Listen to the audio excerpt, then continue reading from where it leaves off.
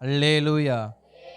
ஆமென். ஆண்டவரும் அருமை இரட்சகருமாகிய இயேசு கிறிஸ்துவின் நாமத்தில் உங்கள் யாவருக்கும் எனது அன்பின் வாழ்த்துக்களை நான் தெரியப்படுத்திக் கொள்கிறேன். கர்த்தர் நம்மையும் நமது குடும்பங்களையும் அதிகமாய் ஆசீர்வதிப்பாராக. தேசத்தில் தேவன் தமது மகத்துவத்தை வெளிப்படுத்துவாராக. அல்லேலூயா. ஆமென். தொடர்ந்து நாம் கர்த்தருடைய வார்த்தையை நாம் தியானிக்க போகிறோம். திருப்பிக் கொள்ளலாம். எரேமியாவின் தீர்க்கதரிசனம் 31ஆம் அதிகாரம். எரேமியாவின் தீர்க்கதரிசனம் 31ஆம் அதிகாரம் 1, 2, 3, 4 வசனங்களை வாசிக்கிறேன். கவனமாய் பின்பற்றுங்கள். அக்காலத்திலே நான் இஸ்ரவேலின் வம்சங்களுக்கெல்லாம் தேவனாயிருப்பேன், அவர்கள் என் ஜனமாய் இருப்பார்கள் என்று கர்த்தர் சொல்லுகிறார். பட்டயத்திற்கு தப்பி மீந்த ஜனம் வனாந்திரத்தில் இரக்கம் பெற்றது. இஸ்ரவேலுக்கு இளைப்பாறுதலை கட்டளையிடப் போகிறேன் என்று கர்த்தர் சொல்லுகிறார். பூர்வம் முதல் கர்த்தர் எனக்கு தரிசனையான என்பாய். ஆம், அநாதி சிநேகத்தால் உன்னை சிநேகித்தேன், ஆதலால் காருண்யத்தால் உன்னை இழுத்து கொள்கிறேன். இஸ்ரவேல் என்னும் கன்னிகையே, மறுபடியும் உன்னை கட்டுவிப்பேன், நீ கட்டப்படுவாய். மறுபடியும் நீ மேல வாத்தியத்தோடும் ஆடல் பாடல் செய்கிறவர்களின் களிப்புள்ள கூட்டத்தோடும் புறப்படுவாய். ஆமென். நாம் ஜெபிக்கலாமா? நாம் வாசித்த வசனங்களை மனதில் வைத்துக்கொண்டு தேவ சமூகத்தில் ஹல்லேலூயா ஹல்லேலூயா ஹல்லேலூயா ஹல்லேலூயா ஹல்லேலூயா. அன்பின் பரலோக பிதாவே, குமாரனாம் இயேசுவின் நாமத்தில் நாங்கள் ஜெபிக்கிறோம். ஆசீர்வதிக்கப்பட்டதான மகிழ்ச்சியான இந்த காலை வேளைக்காகவே நன்றியோடு ஸ்தோத்திரிக்கிறோம். ஆவியானவர் எங்களோடு பேசுவீராக, எங்களோடு பேசுவீராக, எங்களோடு பேசுவீராக. வார்த்தை உம்முடையது, ஜனங்கள் உம்முடையவர்கள், அடியேன் உம்முடையவன், சபை உம்முடையது. எங்களோடு கர்த்தர் பேசும், எங்களோடு கர்த்தர் பேசும். இயேசுவின் நாமத்தில் நல்ல பிதாவே. அல்லேலூயா அல்லேலூயா. ஆமென். நாம் வாசித்த வேத வசனத்தில் 4வது வார்த்தையை நான் மறுபடியும் வாசிக்கிறேன். இஸ்ரவேல் என்னும் கன்னிகையே, மறுபடியும் உன்னை கட்டுவிப்பேன், நீ கட்டப்படுவாய். மறுபடியும் நீ மேல வாத்தியத்தோடும் ஆடல் பாடல் செய்கிறவனின் களிப்புள்ள கூட்டத்தோடு புறப்படுவாய். அல்லேலூயா. கர்த்தர் தமது ஜனத்துக்கு அவர் பேசுகிற வார்த்தை என்னவென்று சொன்னால், நான் மறுபடியும் உங்களை என்ன பண்ணுவேன்? கட்டுவிப்பேன். மறுபடியும் உங்களை கட்டுவிப்பேன். கடந்த நாட்களில் எரேமியாவிலிருந்து அநேக வார்த்தைகளை நாம் தியானித்து கொண்டிருந்தோம். தியானிக்க எரேமியாவின் வாழ்க்கை, எரேமியாவினுடையதான தீர்க்க தரிசனத்தில் இஸ்ரவேல் ஜனங்கள் எப்படிப்பட்டவர்களாய் இருந்தால் என்று நமக்கு அநேக பார்க்க கர்த்தர் உதவி செய்தார். இஸ்ரவேல் ஜனங்கள் தேவனை விட்டு பிரிந்தவர்கள், இஸ்ரவேல் ஜனங்கள் தேவனை விட்டு தூரம் போனவர்கள், இஸ்ரவேல் ஜனங்கள் தேவனிடத்திலிருந்து பிரியமற்ற காரியங்கள் செய்தவர்கள், இஸ்ரவேல் ஜனங்கள் தேவனை விட்டு பாகாலுக்கும் மற்ற ஸ்தோத்திரம் விக்கிரகங்களுக்கும் தங்களுடையதான பிள்ளைகளை பலியாக கொடுத்து, பணியாரங்களை சுட்டு கொடுத்து, வான தேவதைகள், வான ராக்கினிகள் என்று சொல்லி எல்லாருக்கும் என்ன பண்ணாங்க? பாவ வாழ்க்கையை வாழ்ந்து தொலைச்சாங்க. அப்படி வாழ்ந்த ஜனங்களை தேவன் எவ்வளவோ விசை சொல்லி, தமது ஊழியக்காரர்களை அனுப்பி, தமது வார்த்தையை அனுப்பி, தமது கட்டளைகளை அனுப்பி, தமது எச்சரிப்பை அனுப்பி அவங்க கேட்காம மீண்டும் மீண்டும் தாங்கள் செய்த கிரியைகளையே செய்து அந்த உளையான சேற்றிலே மீண்டும் மீண்டும் ஊறி தங்களுடையதான வாழ்க்கையை நான் மாற்றிக்கொள்ள மாட்டேன்னு சொன்ன அவர்களை தேவன் என்ன செய்தாராம்? எகிப்தில் இருந்து, அடிமைத்தனத்திலிருந்து, சிறையிருப்பிலிருந்து கூட்டிட்டு வந்த அவங்கள மீண்டும் அசிரியர் கையில கொஞ்சம் பேரையும் பாபிலோனியர் கையில கொஞ்சம் பேரையும் என்ன பண்ணாரு? ஒப்பு கொடுத்துட்டார். அசிரியர் கரத்துல 10 கோத்திரத்தையும் பாபிலோன் தேசத்துல 2 கோத்திரத்தையும் என்ன பண்ணிட்டாரு? அடிமையா விட்டுட்டார். அப்படி அடிமையா விட்ட ஜனங்களுக்கு எச்சரிப்பின் வார்த்தைகளை கொடுத்தார். 29ஆம் அதிகாரத்தில் நம்ம பார்த்தோம், 30ஆம் அதிகாரத்தை நம்ம பார்த்தோம். அவர்களுக்கு கடிதம் எழுதுறாரு. நீங்க இப்படியெல்லாம் உங்களை மாற்றி கொண்டீங்கன்னா உங்களை மறுபடியும் என்ன பண்ணுவேன்? அந்த தேசத்துல குடியிருக்க பண்ணுவேன், அந்த தேசத்துல சந்தோஷமா குடியிருக்க பண்ணுவேன்னு சொல்றாரு. நீங்க அந்த காரியத்தை தொடர்ந்து செய்யும் போது, அதாவது நாம் தேவனுக்கு கொடுக்க வேண்டிய கனத்தை நாம் கொடுத்து கொண்டே இருக்கும் பொழுது, நம் அந்நிய தேசத்தில் இருந்தாலும் அவர் நம்மை ஆசீர்வதிக்கிறார். அந்த அந்நிய தேசத்திலிருந்து நம்மை மீண்டும் சுதந்திரத்தில் கட்டும்படி நம்மை அழைத்து கொண்டு வந்து ஆசீர்வதிக்கிறவராய் இருக்கிறார். அதாவது நம்முடைய வாக்கு தத்தத்தில், நம்முடைய சுதந்திரத்தில், நமக்கு கொடுக்கப்பட்ட கானான் தேசத்தில் நாம் மீண்டும் கட்டப்பட வேண்டும் என்றால், நான் தேவனிடத்தில் திரும்புகிற ஒரு மனிதனாக என்ன பண்ணணும்? காணப்படணும். பேஸ் அதுதான். எந்த வார்த்தைகளை எடுத்தாலும் பேசிக் என்னன்னா தேவனிடத்தில் திரும்பணும். நம்ம முழு வேதாகமும் எதையே அடிப்படையாக வைக்கிறது, நீ தேவனிடத்திற்கு திரும்பு, கர்த்தரிடத்திற்கு போவோம் வாருங்கள் என்று என்ன பண்ணு, புறப்படு. அப்ப நாம் தேவனை நோக்கி திரும்பும் போது எப்படி திரும்பணுமா, நாம் இதற்கு முன்பு செய்த காரியங்களை எல்லாம் விட்டுட்டு, எதற்காக எனக்கு இந்த சிறையிருப்பு தேவன் கொடுத்தாரு, எதற்காக இந்த அடிமைத்தனத்தை கொடுத்தாரு, எதற்காக இந்த அங்கலாய்ப்பை கொடுத்தாருன்னு நல்லா யோசிச்சு பார்த்துட்டு அதையெல்லாம் தூக்கி எறிஞ்சிட்டு தேவனை நோக்கி பார்க்கணுமா. அல்லேலூயா, ஸ்தோத்திரம். நான் உங்களுக்கு ஒரு வார்த்தையை சொல்ல விரும்புறேன். இஸ்ரவேல் ஜனம் மறுபடியும் கட்டப்படுறது ஒரு பக்கம் இருக்கட்டும், அது ஏற்கனவே கட்டப்பட்ட தேசம் தான். கட்டப்பட்ட தேசம் எப்படி இருக்கு, தற்செயலான நிலவரம் நமக்கு தெரியணும்ல. நம்ம ஏற்கனவே கட்டப்பட்டோம். எப்ப? ஒரு 3 வருஷத்துக்கு முன்னாடி, அல்லது 5 வருஷத்துக்கு முன்னாடி, அல்லது ஒரு 10 வருஷத்துக்கு முன்னாடி. அப்ப ரட்சிக்கப்பட்டோம், அப்ப ஞானஸ்நானம் எடுத்தோம், அன்றைக்கு ஒப்பு கொடுத்தோம், அன்றைக்கு ஜெபித்தோம், அன்றைக்கு எல்லாமே அன்றைக்கு நடந்துச்சு. அதனால நம்முடைய வாழ்க்கை எப்படிப்பட்டதா இருந்துச்சு, ஆசீர்வாதமா இருந்துச்சு. ஆனா இன்றைக்கு தேவன் சொல்ற, மறுபடியும் உன்னைய கட்டுவிக்கிறேன், மறுபடியும் உன்னைய. அப்ப மறுபடியும் கட்டுவிக்கிற அளவுக்கு அந்த தேசம் எப்படிப்பட்டதா இருக்கு, மறுபடியும் கட்டுவிக்கிறதுக்கு அந்த தேசம் எப்படிப்பட்டதா இருக்கு, நம்ம கொஞ்சம் பார்த்தா நல்லா இருக்கும். திருப்பிக்கோங்க, எரேமியா 9:1 இருங்க. எரேமியாவின் தீர்க்க தரிசனம் 9ஆம் அதிகாரத்தின் முதல் வசனத்தை வாசிக்கலாமா? 9:1. என் தலை தண்ணீரும் என் கண்கள் கண்ணீரும் நலமாய் இருக்கும். அப்பொழுது என் ஜனமாகிய குமாரத்தி கொலையுண்ண கொடுத்தவர்கள் நிமித்தம் நான் இரவும் பகலும் அழுவேன். அடுத்த வார்த்தை சொல்லுது, வனாந்திரத்தில் வழிப்போக்கரின் தாபரம் எனக்கு இருந்தால் நலமாய், நான் என் ஜனத்தை விட்டு அவர்களிடத்தில் இராதபடிக்கு போய்விடுவேன். அவர்கள் எல்லோரும் விபச்சாரர்களும் துரோகிகளுடைய கூட்டவுமாய் இருக்கிறார்கள்.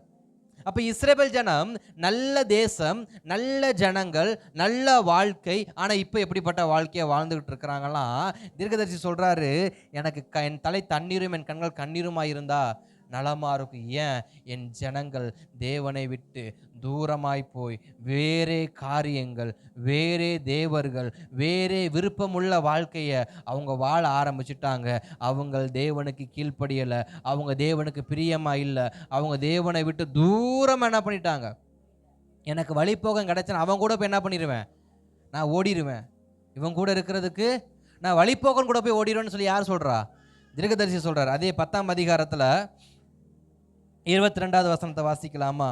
இதோ யூதாவின் பட்டணங்களை பாலும் வலு சர்ப்பங்களின் தாவுமாக்கி போடுவேன். சேயின் சத்தமும் வடதேசத்திலிருந்து பெரிய கொந்தளிப்பும் வருகிறது. இப்ப தேசம் எப்படிப்பட்டதை தேவன் மாற்றி போடுகிறாரு? மிருக குணம் உள்ள தேசமாக மாற்றி போடுகிறார். தேசம் முழுவதும் எப்படிப்பட்ட தேசமாக மாறுகிறது? வலு சர்ப்பங்களும் சாவும் ஆட. அப்ப தேவன் தேசங்களை எப்படிப்பட்டதா மாற்றுகிறாரு? தம்முடைய வார்த்தைக்கு இணங்காத அந்த தேசம் இன்றைக்கு எப்படிப்பட்டதா மாறி இருக்கிறது? வலு சர்ப்பங்களும் கோட்டான் குஞ்சுகளும் தங்குகிறதான ஒரு தேசமா மாறி இருக்கிறது. 49ஆம் அதிகாரத்தின் 33வது வசனத்தை திருப்பிக் கொள்ளலாம்.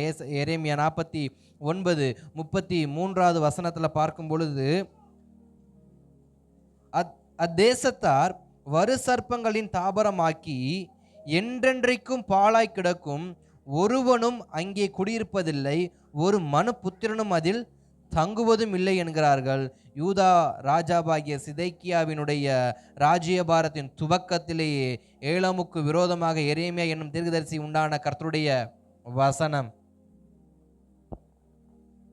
அப்ப தேசம் எப்படிப்பட்டதா தேவன் மாத்தி வச்சிருக்கிறாரு?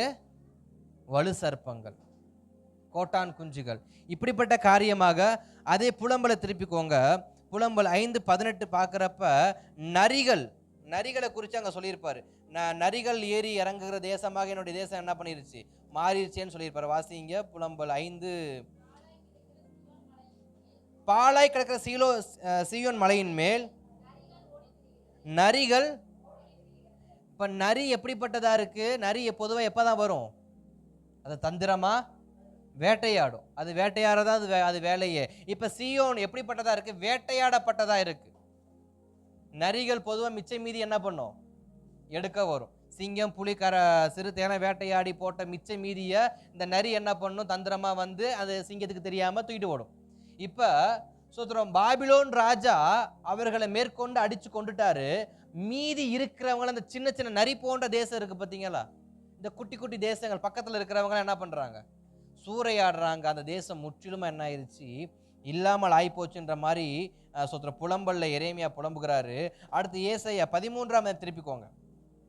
ஏசாயா 13ஆம் அதிகாரம் திருப்பிக்கோங்க.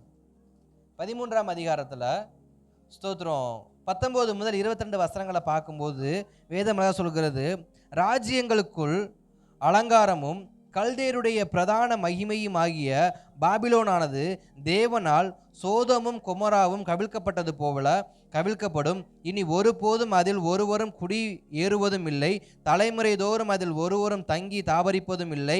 அங்கே அரேபியன் கூடாரம் போடுவதும் இல்லை, அங்கே மேய்ப்பர்கள் மந்தையை மறிப்பதும் இல்லை. காட்டு மிருகங்கள் அங்கே படுத்து கொள்ளும், ஊளையிடும் பிராணிகள் அவர்கள் வீடுகள் நிரம்பும், கோட்டான்களும் அங்கே குடிகொள்ளும், காடுகள் அங்கு துள்ளும். அதுபோல அங்கு இருக்கிற தேசம் எப்படிப்பட்டதா இருக்கும், பாலானதாக, மாளிகை முழுவதும் பாலாகி அங்கே வலு சர்ப்பங்களும் அங்கு இப்படிப்பட்ட காரியங்கள் என்ன பண்ணியிருக்கும், தங்கி இருக்கும்னு சொல்லி ஏசாயா சொல்றார். அதை இன்னொரு வசனத்தையும் குறித்து வச்சுக்கோங்க.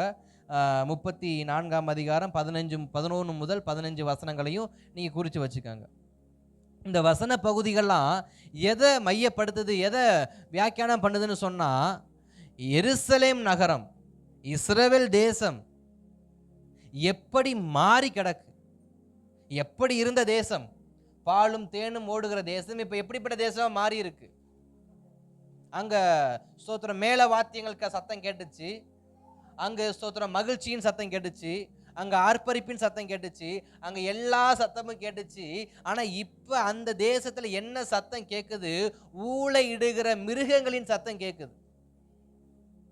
மிருகங்கள் ஊளையிட்டா என்ன பண்ணுவாங்க, சகுனம் சரியில்லை, நாள் சரியில்லை, அங்க மனுஷ பையன் எவனும் என்ன பண்ணல, வாசம் பண்ணல போல இருக்கு அப்படின்னு சொல்லி இந்த உலகம் என்ன பண்ணும், பேசும். இப்ப இஸ்ரவேல் ஜனங்களுடைய தேசத்துல யாரு குடியிருக்கிறா, ஊளையிடுகிற மிருகம், பாம்பு, கோட்டான்னா வவ்வால்கள் என்ன பண்ணுது, தங்கி இருக்கு. வவ்வால் எங்க தங்கி இருக்கும், இருள் அடைஞ்சு பாலடைஞ்ச தேசத்துல. அப்ப இஸ்ரவேல் தேசம் முழுக்க முழுக்க எப்படிப்பட்ட தேசம் மாறி இருக்கு, இருள் அடைஞ்சு எரித்து போடப்பட்டு அந்த தேசம் காணப்படுது. இப்ப அந்த தேசத்துல மனிதர்கள் குடியிருக்காதபடிக்கு, மனிதர்கள் குடியிருக்காதபடிக்கு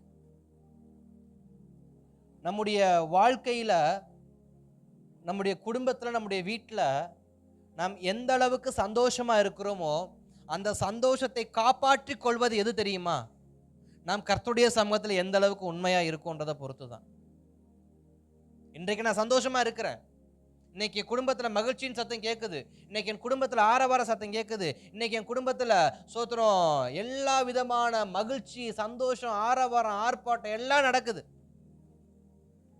அதை தக்க வைத்துக் கொள்ள, அதை தக்க வைத்துக் கொள்ள நான் அவருடைய சத்தத்துக்கு செவி கொடுக்கணும், அவருக்கு கீழ்ப்படியணும், அவர் எனக்கு சொன்ன ஒவ்வொரு காரியங்களையும் நான் செயல்படுத்த மறந்துடக்கூடாது. அல்லேலூயா. நான் உதாரணமா சொல்றேன், யோபு தன் வாழ்க்கையில எவ்வளவு சந்தோஷமான மனுஷனா இருந்தார். அவருக்கு குறையாக சொல்வதற்கு எதுவும் இல்லை, எல்லாமே சந்தோஷம். ஆனா சந்தோஷத்துக்கு ஏற்ற துக்கத்தை அவர் என்ன பண்ணார், அனுபவிச்சார். நான் உதாரணமா சொல்றேன், நம்முடைய குடும்பத்துல நமக்கு ஒரு வீடு இருக்கு, அந்த வீட்டில் நம்ம பிள்ளைகளோடு சந்தோஷமா இருக்கிறோம். இப்போ அந்த பிள்ளைகள் அந்த வீட்டில் இல்லை, அந்த வீடு இல்லை, அந்த வாசல் இல்லைன்னா ஒருவருடைய இருதயம் எப்படிப்பட்டதா இருக்கும், அந்த குடும்பத்தை பார்த்தவர்கள் பின்பு அந்த குடும்பத்தை பார்க்குறப்ப என்ன சொல்லுவாங்க, அது நம்முடைய வாழ்க்கையில் நாம் அனுமதிக்காமல் இருப்பது ரொம்ப நல்லது. நம்முடைய வாழ்க்கையில் எப்பொழுதும் நம்மை பார்க்கிறவர்கள் நம்மை ஆசீர்வதிக்கணுமே தவிர, நம்மளை பார்க்குறவங்க தேவனுடைய கிருபையை புரிஞ்சு கொள்ளணுமே தவிர, நம்மை பார்க்கிறவர்கள் அந்த வீடு ஒரு நாள் எப்படி இருந்துச்சு தெரியுமா, அந்த குடும்பம் எப்படிப்பட்ட குடும்பம் தெரியுமா, அந்த தேசம் எப்படிப்பட்ட தேசம் தெரியுமா, அந்த தேசத்தில் பண்டிகை வரப்ப அந்த தேசத்தின் பண்டிகை நாட்கள் எவ்வளவு பிரம்மாண்டமாக இருக்கும் தெரியுமா. ஏன்னா எருசலேம் 7 நாள் பண்டிகை கூட்டம், 7 நாள் பண்டிகை. மாதந்தோறும் மாத பிறப்பு, வாரந்தோறும், தினந்தோறும் தேவ சமூகத்துல இப்படி எப்பொழுதுமே கர்த்தருடைய நாமத்தை தொழுது கொண்டே இருந்த அந்த அந்த ஸ்தோத்திரம் தேசம் இன்றைக்கு தீக்கரையாக்கப்பட்டிருக்கு, சுட்டரிக்கப்பட்டிருக்கு. அப்படின்னா அந்த தேசம் எத்தனை அளவுக்கு தேவனை விட்டு தூரமா போயிருக்கும். இன்னைக்கு நம்முடைய வாழ்க்கையில நம்முடைய குடும்பத்தை அவர் திரும்பவும் கட்டுவதற்கு நம் தேவன் விருப்பம் உள்ளவராய் இருக்கிறார். அந்த இஸ்ரவேல் ஜனத்தை பார்த்து தேவன் சொல்றாரு, என் ஜனமே, நீ தீக்கரையாக்கப்பட்டது உண்மைதான், நீ வலு சர்ப்பமும் கோட்டானும் தங்குறது இடமா மாறினது உண்மைதான், உன்னிடத்திலிருந்து ஊழையிடுகிற மிருகங்களுடைய சத்தம் கேட்டது உண்மைதான், உன்னிடத்துல மனுஷர்கள் வாசம் பண்ண முடியாதபடிக்கு உன் குடும்பம் மாறியது உண்மைதான், உன்னிடத்துல ஆரோக்கியம் காணப்படாதபடிக்கு போனது உண்மைதான், உன்னிடத்துல நிம்மதி காணப்படாமல் போனது உண்மைதான். இது எல்லாத்தையும் நான் மீண்டும் என்ன பண்றேன், அததான் சொல்றாரு மறுபடியும், நீ மேல வாத்தியத்தோடும் ஆடல் பாடல் செய்கிறவரின் களிப்புள்ள கூட்டத்தோடும் புறப்படுவாய். அப்ப ஸ்தோத்திரம், தேவன் நம்ம எப்படி கட்டுவிக்க விரும்புகிறார் என்று சொல்லி பார்த்தோம்னா, எப்படி நம்மள தேவன் கட்ட விரும்புகிறார் என்று பார்த்தா, நம்முடைய வாழ்க்கை மறுபடியும் கிறிஸ்துவுக்குள்ளாக. இந்த தேசத்துல எப்ப ஆடல் பாடல் சத்தம் கேட்டுச்சு, இந்த தேசத்துல எப்ப அவருடைய வாழ்க்கை ஆசீர்வாதமா இருந்துச்சுன்னா, அவர்கள் கிறிஸ்துவுக்குள் இருக்கிற வரைக்கும், அவர்கள் தேவனுக்குள் தங்களை மறைத்து கொண்டு வாழ்கிற காலம் வரைக்கும் அவர்கள் வாழ்க்கையில என்ன வரல, உபத்திரவம் வரல, அவங்க வாழ்க்கையில யுத்தம் வரல, அவங்க வாழ்க்கையில சமாதானமற்ற சூழ்நிலை ஏற்படல. ஆனா இது எல்லாமே எப்ப ஏற்படுது, எப்ப தேவ மறைவிலிருந்து அவர்கள் வெளியே வந்தார்களோ, எப்பொழுது தேவனுடைய மறைவிலிருந்து அவர்கள் வெளியே தங்களை காண்பித்துக் கொள்ள ஆரம்பிச்சார்களோ, அன்றைக்கு அவருடையதான தேசங்களை யுத்தங்கள் என்ன பண்ண ஆரம்பிச்சிச்சு, ஏற்பட ஆரம்பிச்சிருச்சு. சோத்திரம், ஏசாயா தீர்க்கதரிசி எசேக்கியாவை பார்த்து சொல்லுவாரு, எசேக்கியாவே சோத்திரம், நீ பாபிலோனுக்கு என்னத்தை காண்பிச்சு கொடுத்த அப்படின்னு. எசேக்கியா ராஜாவே, நீ பாபிலோனுக்கு என்னத்தை காண்பிச்சு கொடுத்தன்னு ஏசாயா கேட்கிறப்ப எசேக்கியா ராஜா சொல்லுவாரு, என் கருவறையை திறந்து என்னுடையதான ஆசீர்வாதங்களை நான் காண்பிச்சு கொடுத்தேன் அப்படின்னுவார். என் கருவறையை திறந்து என் ஆசீர்வாதம் நான் காண்பிச்சு கொடுத்தேன்னு ஏசாயா சொல்லுவாரு, நீ காண்பிச்சு கொடுத்தல்ல, அது எல்லாத்தையும் வலிச்சு எடுத்துட்டு போறதுக்கு அவன் என்ன பண்ணுவான், மறுபடியும் வருவான், மறுபடியும் வருவான். ஏன், இந்த ஜனம் தேவ மறைவிலிருந்து வெளிவர ஆரம்பிச்சிருச்சு. இந்த எசேக்கியான்கிற ராஜா தன் ஜீவனுக்காக தேவ சமூகத்துல மறைந்து கடந்தவன் இப்ப ஜீவன் சரியான உடனே, பலவீனம் சரியான உடனே, ஆசீர்வாதம் வந்த உடனே, ஆரோக்கியம் வந்த உடனே எதை வெளிப்படுத்த ஆரம்பிக்கிறான், மறைவிலிருந்து வெளியே வந்து தன் ஆஸ்தியை, தனக்குண்டான ஆசீர்வாதங்களை, தனக்குண்டான செல்வங்களை அவன் காண்பிக்க ஆரம்பிக்கும் பொழுது, அதாவது ஒரு தேவ பிள்ளை, ஒரு தேவ மனிதர்கள் கர்த்தர் கொடுக்கிற ஆசீர்வாதத்தை முன் வைத்து கர்த்தரை பின் வைக்குமானால் நிச்சயமா அது கர்த்தருடைய மறைவை விட்டு வெளியே வருகிறபடியினால் அந்த தேசத்தை தேவன் எப்படிப்பட்ட தேசமா மாத்துகிறாரு, வலித்து போட்டு எரிகிற தேசமா மாத்துகிறார். அல்லேலூயா. அப்ப இந்த தேசம் ஏன் கவிழ்க்கப்பட்டுச்சு, இந்த தேசம் ஏன் பாழாய் போச்சு, கர்த்தருடைய ஆசீர்வாதம் தான். ஆனா இவங்க ஆசீர்வாதத்தை முன்ன வச்சாங்க, கர்த்தரை பின்ன வச்சாங்க. கர்த்தர் தான் வேலையை கொடுக்கிறாரு, ஆனா யாரு முன்ன யாரு பின்ன. கர்த்தர் தான் பிள்ளைய கொடுக்கிறாரு, யாரு, கர்த்தர் ஆரோக்கியத்தை கொடுக்கிறாரு, யாரு பின்ன. இன்னைக்கு யாருடைய மறைவுல யாரு இருக்கிறோம், கர்த்தருடைய மறைவுல இருக்கிறோமா, மறைவுல இருக்கிறோமா, நம் குடும்பத்தின் மறைவுல இருக்கிறோமா, கர்த்தருடைய மறைவுல இருக்கிறோமா, சில அக்ரிமெண்டின் மறைவுல இருக்கிறோமா. இஸ்ரவேல் ஜனங்கள் கர்த்தரின் மறைவிலிருந்து வெளியே வந்து தங்கள் ஆசீர்வாதத்தின் மறைவுக்குள்ள போக ஆரம்பிச்சாங்க. எனக்கு பாதுகாப்பு இருக்கு, எனக்கு ஆசீர்வாதம் இருக்கு, எனக்கு மதில் சுவர் இருக்கு, எனக்கு அப்படி இருக்கு இப்படி இருக்குன்னு சொல்லி அதுல மறைஞ்சாங்க. வாக்குத்தத்தம் வரும்போது, எச்சரிப்பு வரும்போது, கட்டளை வரப்ப எதுல மறைந்திருக்க வேண்டியவங்க, தேவ சமூகத்துல கர்த்தருடைய வார்த்தையில கர்த்தருடைய மறைந்திருக்க வேண்டிய மறைந்திருக்கிறாங்க, மதில் செவுத்துக்குள்ள மறைஞ்சிருக்கிறாங்க. இந்த இஸ்ரவேலின் மதில் சுவரை தகுக்க எவனாலும் என்ன பண்ணாது, முடியாது. நாம நினைச்சுக்கிட்டு இருக்கிறோம், என் ஆசீர்வாதத்தை எவனாலையும் உடைக்க முடியாது, என் சரீரத்தில் இருக்கிற ஆரோக்கியத்தை எவனாலையும் எடுக்க முடியாது. கர்த்தர் நினைச்சாருன்னா ஒற்றை இரவுல எடுக்கவும், ஒற்றை இரவுல பிடுங்கவும், ஒற்றை இரவுல நாட்டவும், ஒற்றை இரவுல துளிர் விட வைக்கவும் அவரால் முடியும். அவர் நினைச்சாருன்னா வனாந்தரம் வயல்வெளியா மாறும், அவர் நினைச்சாருன்னா வயல்வெளி வனாந்தரமா மாறும். இப்ப இஸ்ரவேல் எப்படியா வயல்வெளியா இருந்த இஸ்ரவேல் இப்ப வனாந்தரமா மாறி கிடக்கு. ஏன், இவங்க யார முன்ன வைக்கல? கர்த்தரை முன்ன வைக்காம தங்கள் வச்சாங்க, தங்கள் மதில் செவரை முன்ன வச்சாங்க, தங்கள் அதிகாரம் முன்ன வச்சாங்க. இதுவரைக்கும் என்னை யாரும் மேற்கொள்ள, இப்ப என்னை எவன் மேற்கொள்ள போறான்? இது என்ன ஒரு ஆணவமான ஒரு செயல்கள் இஸ்ரவேல் ஜனங்க. இதெல்லாம் பார்த்துதான் கர்த்தர் கொண்டு எங்க விட்டாரு?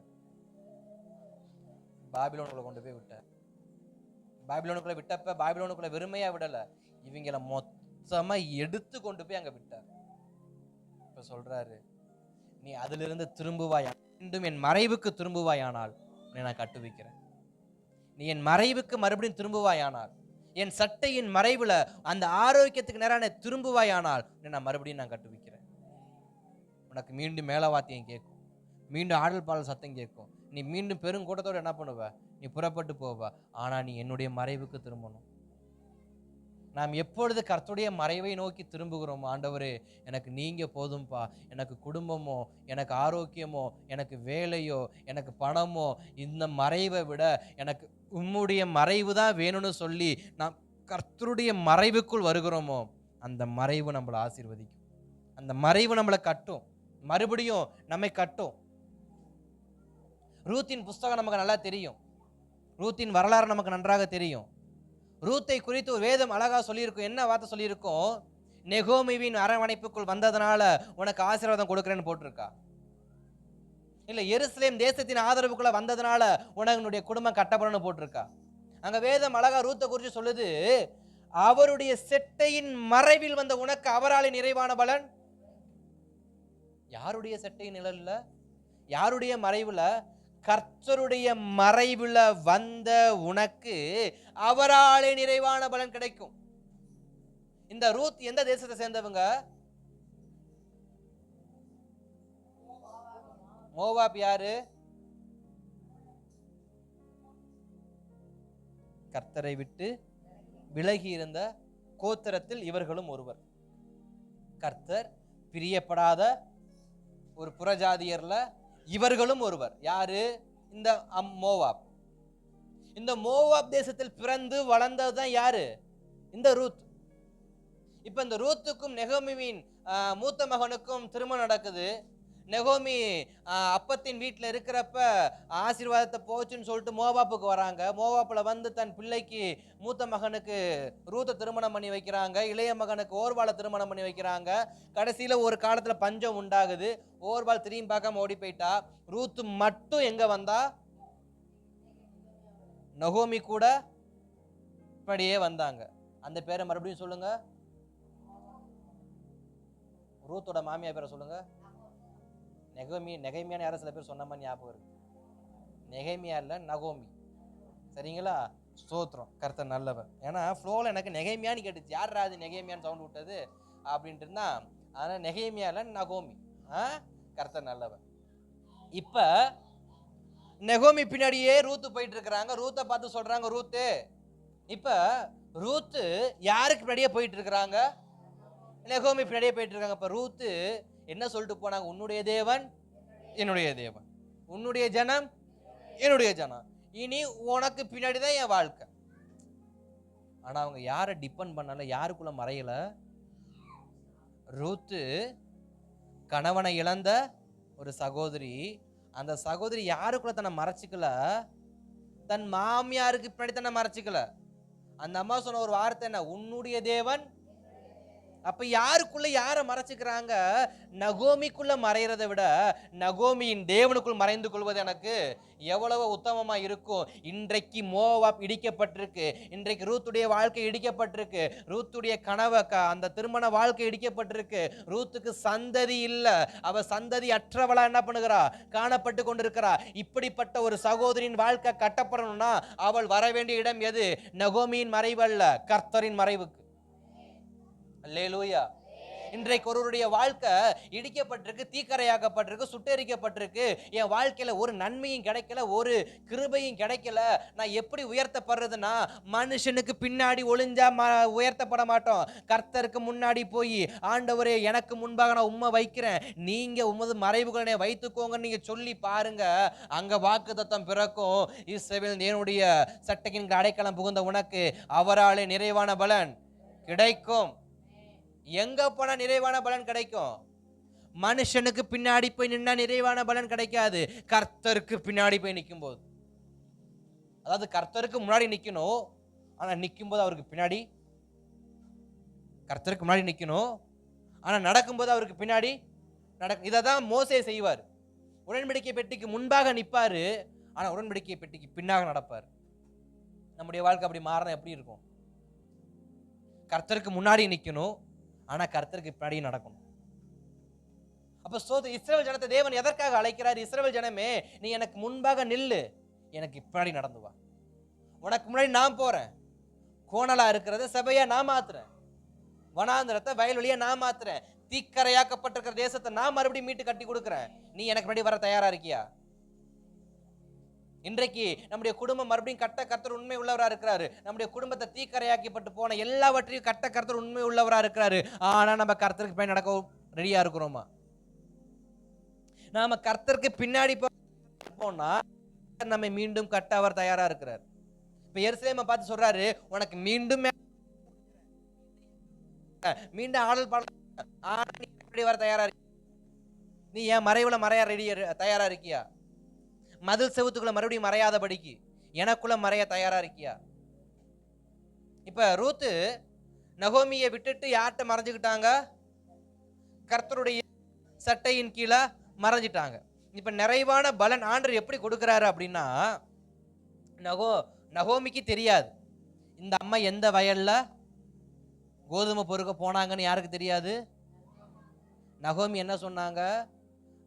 அவங்க வந்து இவங்க ரெண்டு பேரும் சூழ்நிலையை பார்த்து ரூத் என்ன பண்ணிட்டாங்க? கிளம்பி. ஆனா வயல் பொறுக்க போன களம் எந்த களம்? போவாசுடைய களம். அது போவாசுடைய களம்னு ரூத்துக்கு தெரியாது. ரூத்து போவாசுடைய களத்துக்கு தான் போன யாருக்கு தெரியாது? நகோமிக்கு தெரியாது. ஆனா நடத்தினது யாரு? அப்ப ஸ்தோத்திரம், மறைவேன்னு சொன்னா அவரனை அழகா கொண்டு போக வேண்டிய இடத்துக்கு. இன்றைக்கு நாம தேடிக்கிட்டு இருக்கிறோம், எந்த களத்துக்கு போறது, இந்த களத்துக்கு போலாமா, அந்த களத்துக்கு போலாமா, அந்த களத்துக்கு போலாம். களத்தை பார்க்காத கர்த்தரை பாரு, அவரு களத்தை கூட்டு போவார். கர்த்தருடைய சமூகத்துல மறைந்த ரூத்த கர்த்தரே போவாசுடைய களத்துக்கு கூட்டு போறாரு. நீ அங்க போமா, உனக்கு அங்க ஆசீர்வாதம் இருக்கு அப்படின்னு. நாம் சில களங்களை தேடிட்டு இருக்கோம்னா களத்தை தேடாதீங்க, கர்த்தரை தேட்டு அப்புறம் களத்தை தேடுங்க.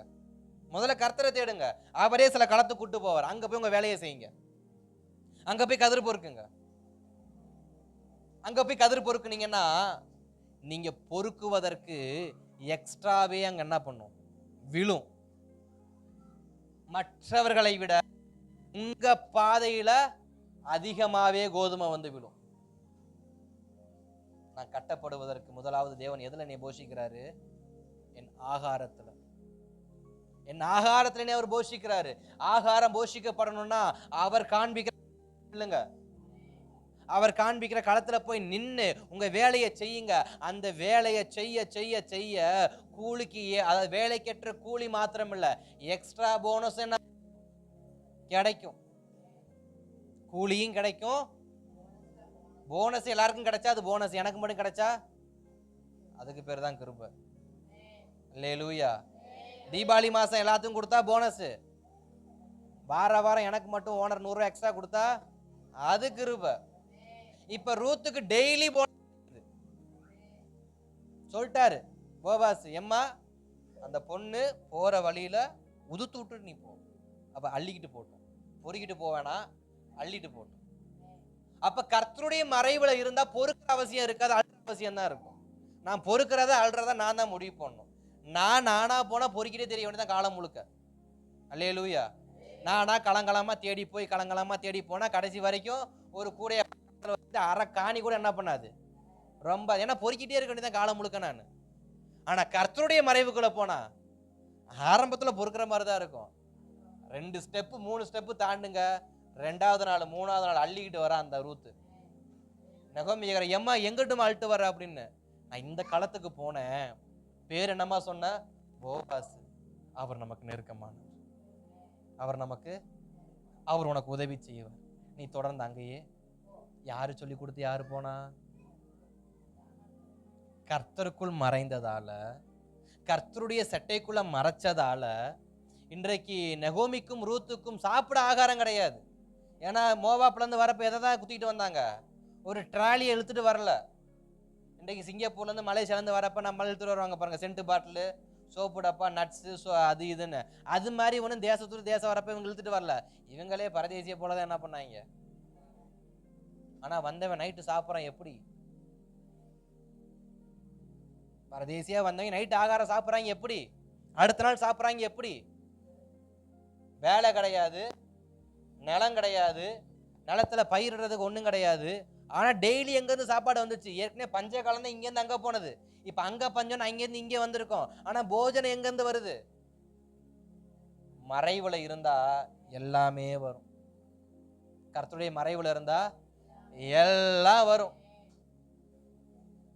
ஆனால் இஸ்ரவேல் ஜனங்கள் மறைவை விட்டு வெளியே போனதுனால தான் இப்போ அவங்க வாழ்க்கை எப்படி தெரியுமா இருக்கு? ஏசாயா 1:8 வாசிங்களேன் யாராவது. ஏசாயா 1:8 யாராவது வாசிங்களேன். கர்த்தர் நல்லவர். சீயோன் குமாரத்தி திராட்சை தோட்டத்தில் உள்ள போல, வெள்ளரி தோட்டத்தில் போல, ஒரு குடிசையை போலவும், முற்றுகை ஒரு பட்டணம் போலவும் போதும். இஸ்ரவேல் தேவன் எப்படி காண்பிச்சு கொடுக்கிறாரு? திராட்சை எப்படி இருக்கான்? திராட்சை செடி. இவன் எப்படிப்பட்டவன்? இவன் தோட்டம், திராட்சை தோட்டம். இவன் தோட்டம் எப்படி இருக்கு இப்ப? ஏன் யோசிக்கணும்? நான் திராட்சை தோட்டம், இன்னைக்கு நான் குச்சியா இருக்கிறேன். எனக்குள்ள கொடியை காணோம், எனக்குள்ள இலைகளை காணோம், எனக்குள்ள திராட்சை கொலைகளை காணோம். இன்னைக்கு நான் குச்சியாவே இருக்கேன். என்ன காரணம்? மெலிந்து போய், காஞ்சு போய், ஆசீர்வாதம் மற்று போய், அநேகருக்கு ஆசீர்வாதம் இருக்க வேண்டிய தேசம் இன்னைக்கு ஆசீர்வாதம் மற்ற தீக்கரையாக்கப்பட்டு அடிமையா கிடக்குது. என்ன காரணம்? ஒரு திராட்சை தோட்டத்துல ஒரு ஏக்கரா திராட்சை தோட்டத்துல திராட்சை பழம் விளைஞ்சா எத்தனை பேருக்கு ஆசீர்வாதமா இருக்கும்? எத்தனை பேருக்கு வேலை உண்டாகும்? எத்தனை பேருக்கு ஏற்றுமதி இறக்குமதி உண்டாகும்? ஆனா இன்றைக்கு திராட்சை தோட்டம் இல்ல, திராட்சை குச்சி தான் இருக்கு. கவனிக்கணும். நான் ஆசீர்வாதமா இருந்தவன் இன்னைக்கு குச்சியா மாறி இருக்கேனா இல்ல ஆசீர்வாதமாவே இருக்கேனான்னு கவனிக்கணும். நான் என்ன பண்ணணும்? கவனிக்கணும். கொஞ்சம் நீங்களே உங்களை கவனிச்சு பாருங்க. நான் குச்சியா இருக்கேனா இல்ல தோட்டமா இருக்கேனா அப்படின்னு. நான் தோட்டமா இருந்தா கர்த்தருடைய மறைவுல தான் இருக்கேன். நானே போஷிக்கப்பட வேண்டிய நிலைமையில இருக்கிறேன்னா நான் எங்கதான் இருக்கிறேன்? குச்சியை போல மறைவை விட்டு வெளியே வந்துட்டேன். ஏன்னா திராட்சை விளையிறதுக்கு என்ன வேணுமா? சூரிய வெளிச்சம், தண்ணி, ஒரு நல்ல மறைவு. இது எல்லாத்தையும் தூக்கி எறிஞ்சிடாது போனாக்க. ஸ்ட்ராபெரி பழம்லாம் விளைய வச்சு பார்த்துருக்கீங்களா? அது எப்படி விளைய வைப்பாங்கன்னு பார்த்தது இல்லையா? ஊட்டிக்கு போங்க, போயிட்டு பார்த்துட்டு வாங்க. நல்ல ஒரு கிரீன் ஷீட்டை போட்டு ஒரு வெள்ளை கலரில் டென்ட் மாதிரி போட்டு, டென்ட்டுக்குள்ளே தான் என்ன பண்ணுவாங்க? அதை வளர்ப்பாங்க. சில செடியை, சில பழங்களை எதுக்குள்ளே தான் வளர்ப்பாங்க? டென்ட்டுக்குள்ளே தான் வளர்ப்பாங்க. ஏன்? அந்த மறைவுக்குள்ளே இருந்தால் தான் அது ஆசீர்வாதம், அதால் பலன் உண்டாகும். அது மறைவை விட்டு வெளியே வந்தால் அதால் ஒரு பலனும் கிடையாது. நம்முடைய வாழ்க்கை மற்றவங்களுக்கு பலனுள்ள வாழ்க்கையாக இருக்கணும்னா நான் கிறிஸ்துவின் மறைவுக்குள்ளே இருக்கணும். நான் கிறிஸ்துவின் மறைவை விட்டு வெளியே வந்தேன்னா நான் பலனற்றவனை என்ன பண்ணிடுவேன்? மாறிடுவேன். இப்போ ரூத்து எங்கே போயிட்டாங்க? போவாஸ்கிட்ட போயிட்டாங்க. இப்போ தேவன் நடத்துறாரு. மறுபடியும் நகோமிட்ட சொல்கிறாங்க, நகோமி மூலியமாக நடத்துறாரு. நீ என்ன பண்ணு? போவாஸை திருமணம் பண்ண. இப்போ இந்த அம்மா யார்? ஏற்கனவே திருமணமாகி கணவனை இழந்த விதவை ஸ்திரீ, கணவனை இழந்தவள். இப்ப கணவனை இழந்தவளுக்கு கணவன் உண்டாக அவன் யார் அளந்திருக்கணும்? அவன் யாரு? Fresh, first marriage. இந்த அம்மா செகண்ட் மேரேஜ். குடும்பம் கட்டப்படும். என்ன நடக்கும்? பெத்த தாய் என்ன சொல்லுவாங்க? ரெண்டாம் தரம் என் பிள்ளைக்கு வேண்டாம். வருமா வராதா? ஆனா இங்க ரூத்துடைய வாழ்க்கைக்கு யாரு கேரண்டி? நகோமி கேரண்டியா? கர்த்தர் கேரண்டியா? ஏன்? அவ போனது அவருடைய மறைவுல. புரிஞ்சா சந்தோஷம். நம்ம வாழ்க்கையில சில பேர் நமக்கே சொல்லுவாங்க, வாழ்க்கை கேள்விக்குறின்னு. கர்த்தருடைய மறைவுக்கு போங்க. கர்த்தருடைய மறைவுக்கு போங்க. அவர் கேரண்டி வாரண்டிலாம் அவர் கொடுப்பார். உலகம் சொல்லு 2ஆம் தாரத்துக்கு வாக்கப்பட எவனும் என்ன பண்ண மாட்டான், கிடைக்க மாட்டான். அதுக்கு அவன் பொண்டாட்டி இழந்தவனா இருக்கணும்.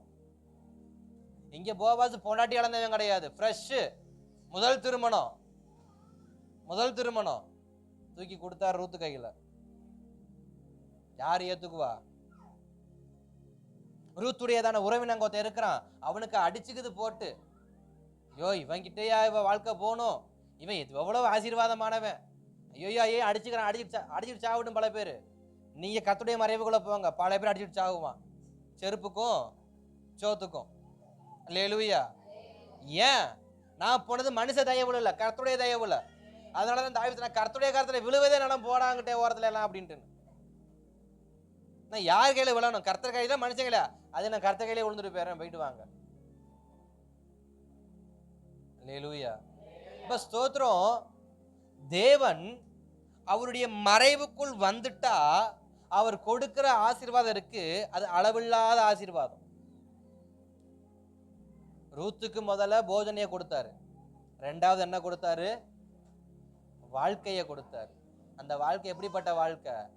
அவன் வயிற்றுல வாயில அடிச்சுக்கிற வாழ்க்கை. ரூத்து வாழ்க்கையை பார்த்து யார் அடிச்சுக்கிறா? கூட இந்த மாதிரி வயிற்றுல வாயில இவளுக்கா இந்த வாழ்க்கை, இவளுக்கா இந்த வாழ்க்கை, வாயிலையும் வயிற்றுல அடிச்சுக்கிட்டு இருக்காங்க. இன்னைக்கு நம்ம சில பேர் வாயில வயிற்று அடிக்க வேணாம், அவனே அடிச்சுட்டு சாவட்டும். ஏன்? நான் கர்த்தருடைய மறைவுக்குள்ள போனா அவனே தண்டை போல அடிச்சுட்டு சாவ போறான். நம்ம உட்காந்து யாருக்கும் வியாக்கியானம் பண்ண வேண்டாம், விளக்கம் கொடுக்க வேணாம், சாப்ப விட வேணாம், உட்காந்து அழுவ வேணாம். ரூத் உட்காந்து அழுதாளா? ஐயோ நானே ஒரு விதவை, நான் கணவனை இழந்தவ, என் வாழ்க்கையை பார்த்து இன்னைக்கு ஊர்ல இருக்கவங்க என்ன பண்ண போறாங்களோ, எது பண்ண எவ்வளோ என்னவா நினைச்சுக்கிட்டேன். நான் கர்த்தருடைய மறைவுக்குள்ள போறேன், நான் கர்த்தருடைய மறைவுக்குள்ள. அவ்வளவுதான். ஓர்பால் சொன்னா, ஏய் கிளவி பின்னாடி போகாத, உன் வாலிபம் நாசமாயிரும். அநேகர் சொல்லுவாங்க, இந்த வாலிப பிரயாத்துல இயேசுவை தேடி போகாத, உன் வாலிபமே நாசமாயிரணும். நீ வாலிபத்துல இயேசுவை தேடி வந்து பாரு. அவன் வாயிலையும் வயிற்றுலையும் கப கப கப கப கப கபன்னு அடிக்கிற அளவுக்கு நம்மளை கர்த்தர் உயர்த்தலனா பாருங்க. அல்லேலூயா. என் வாழ்க்கையில நடந்திருக்கு, நான் சாட்சியா சொல்லுவேன், என் வாழ்க்கையில நடந்திருக்கு. அவன் வாயிலையும் வயிற்று அடிச்சா நான் கண்ணால பார்த்துருக்கேன். இவனா பிரசங்கம் பண்றான், இவனுக்கு கீழேயா நம்ம வந்து உட்காரணும். என் குடும்பத்தில் இருக்கவங்களும் ஏஞ்சி உன்ன காலம் இருக்கேனே பார்த்து, இவன் அடிபடத்துல நிக்க கீழே உட்காரமான்னு ஓடினவங்களாம் இருக்கிறாங்க, வாயில அடிச்சுக்கிட்டு. ஆனா அந்த மறைவுக்குள்ள போறப்ப 1000 பேச்சு, அந்த கிறிஸ்துவின் மறைவுக்குள்ள போகும்போது 1000 பேச்சு. இவன் நிக்க மாட்டான், இவன் தாங்க மாட்டான், இவன் உருப்பட மாட்டான், இவன் அப்படியாக்கும், இவன் இப்படியாக்கும், அவன் அப்படியாக்கும் அப்படின்னு. முதல் கிறிஸ்துவின் மறைவுக்குள்ள போறப்ப 1000 பேச்சு பேசுவாங்க. போவாஸ் முதல்ல ரூத்துக்காண்டி அந்த அந்த கதிரை வந்து உதுத்துட்டு போ சொல்றப்ப அங்க இருக்கிற வேலைக்காரிகளும் ஆண்கள் என்ன பேச்சு பேசியிருப்பாங்க? என்னமோ சைடு பிசினஸ் போல. 2 பேத்துக்கும் இந்த ஆள் என்னன்னா அந்த அம்மாவுக்கு உதுட்டு போன்றான், அந்த அம்மா என்ன அதை பொறுக்கிட்டு வர போகுது, என்னமோ 2 பேருக்கும் இருக்கு, கண்டுபிடிக்கிறேன். பேசியிருப்பானா இல்லையா? ஆனா 2 பேத்துல இருக்கிறேன்னு யாருக்கு தான் தெரியும்? அந்த ரூத்துக்கு தான் தெரியும். நான் எதுக்கு இந்த எனக்கு ஏன் கொட்டிட்டு போறான்னு அந்த அம்மாவுக்கு தெரியாது, ஏன் கொட்ட சொல்லணும் சொன்னவனுக்கும் தெரியாது. ஆனா செய்ய வச்சது யாரு? அப்ப ஸ்தோத்திரம். மறைவுல இருந்தா கொட்டுறவனுக்கும் ஏன் கொட்டுறன்னு தெரியாது, அள்ளிட்டு போறவங்களுக்கு ஏன் போறன்னு தெரியாது. ஏன்? மறைவுல வச்சது கர்த்தர், மறைவானது கர்த்தருக்குரியது. அல்லேலூயா. அப்ப நம்ம மறைவுக்குள்ள போயிட்டோம்னா எல்லாமே கர்த்தருக்குரியதா என்ன பண்ணிரும்? மாறிடும். இப்ப ஸ்தோத்திரம். முதல்ல போஜனத்தை கொடுத்தார், ரெண்டாவது ரூத்தை கூப்பிட்டு, ரூத்து நீ எம்டியா இருக்கல, உனக்கு ஒரு வாழ்க்கை துணை வேணும்ல? ஆமா ஆண்டவரே. சரி செஞ்சிருவோம், சரி கொடுத்துருவோம். வாழ்க்கை துணை யாரு? அந்த செருப்பு அடிச்சிருந்தா நான் தான் வானா, செருப்பு வச்சு அடிச்சு தெரிஞ்சாங்கன்னு பார்த்தீங்களா? ரூத்தோட புஸ்தகத்தை வாசனை தெரியும். இந்த செருப்பை பிச்சு போட்டாக்க ஒருத்தன் பொறுக்கிட்டு போறவன் இருப்பான், எனக்கு இதுக்கப்புறம் அவளுக்கு எனக்கு சம்பந்தம் இல்லை அப்படின்னு. அப்படிப்பட்ட அல்பத்தனமான ஆளை கத்த நம்முடைய வாழ்க்கையில் என்ன பண்ண என்னைக்குமே கொடுக்கவே மாட்டார். அவர் கொடுத்த எப்படி கொடுப்பாரு? ஒரு 10-15 ஏக்கருக்கு சொந்தக்காரனா பார்த்து என்ன பண்ணுவார்? கொடுப்பார். ஆனால் நம்ம தான் என்ன பண்ணுவோம்? ஸ்தோத்திரம், பஞ்சர் ஓட்டுறவனா பார்த்து தேடிட்டு இருப்போம். அல்லேலூயா. நம்ம தேடுறதெல்லாம் யாரு தான்? இந்த பஞ்சர் ஓட்டுறது 4 நாள் 8 நாக்கு நம்ம தேடுவோம். அவர் வச்சிருப்பார் ஏக்கர் கணக்கில் நமக்கு. அல்லேலூயா. சரி, கர்த்தர் நல்லவர். இப்ப ரூத்துக்கு ஒரு வாழ்க்கையை கொடுக்கிறார். ரூத்து, என் மறைவுல வந்தல்ல, உனக்கு அழகான வாழ்க்கை நான் என்ன பண்றேன், ஏற்படுத்துறேன்னு சொல்லிட்டு இப்ப போவாச ரூத்துக்காக நியமிக்கிறாரு. போவாசுடைய அனைத்து சுதந்திரத்துக்கும் யார் சுதந்திரவாளியா மாறுறா? ரூத். இதேதான் கர்த்தரும் ஜனங்களை பார்த்து சொன்னாரு, நீ எனது மனவாட்டி, நான் உனது மணவாளன், நீ எனது மறைவுக்கு வா, நீ என் மறைவுக்கு வா, எனக்குரியதெல்லாம் உனக்குரியதை என்ன பண்ணும், மாறும். நீ என்னிடத்துல பொறுக்கிட்டு போக வேண்டாம், நீ அள்ளிட்டு போ உனக்கு வேணுங்கிறத. இது உன் வயல், இது உன்னுடைய சொத்து, இது உன்னுடைய சுதந்திரம், இது உன்னுடைய தேசம், இது உன்னுடைய வாக்குத்தத்தம், பொறுக்காத அள்ளுன்றாரு. அவர் மறைவுக்குள்ள வந்து அள்ளிட்டே போனான், பொறுக்கிட்டே போன அவசியம் இல்லை. இன்னைக்கு மாசம் மாசம் தினந்தோறும் உட்காந்து கெஞ்ச வேணாம், அங்க தானா விழுந்து கிடக்கும், அழுட்டு போனா போதும். 40 வருஷம் வனாந்தரத்துல என்ன விழுந்துச்சு, மண்ணா விழுந்ததை பொறுக்கிட்டு போனாங்களா, அழுட்டு போனாங்களா?